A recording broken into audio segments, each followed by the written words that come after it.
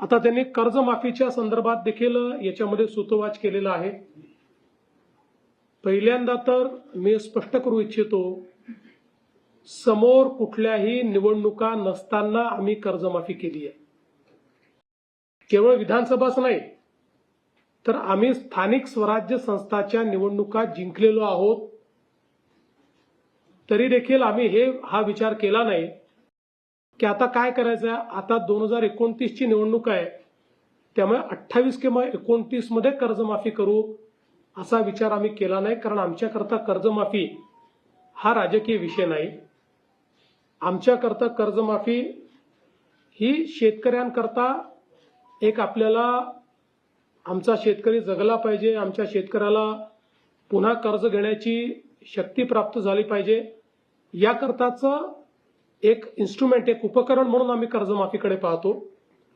यापूर्वीही जेव्हा आम्ही कर्जमाफी केली होती तेव्हाही मी सांगितलं होतं की कुठल्याच कर्जमाफीने शेतकरी कधी श्रीमंत झाला नाही।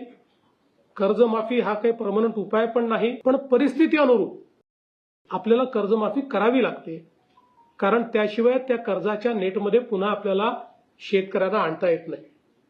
पण हे करत असताना यावेळी आपण एक कमिटी तयार केली आणि त्या कमिटीला हे काम दिलं होतं की त्यांनी शॉर्ट टर्मच्या उपाययोजना, लॉंग टर्मच्या उपाययोजना, बँकिंग सिस्टीमवर त्याचा होणारा परिणाम, या सगळ्या गोष्टीचा विचार करून त्या संदर्भातला रिपोर्ट द्यावा।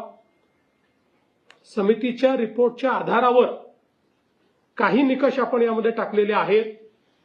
पण मला असं वाटतं की आज आपण जर विचार केला तर 36,585 कोटी रुपये आणि 56 लाख शेतकऱ्यांना या कर्जमाफीचा लाभ होणार आहे।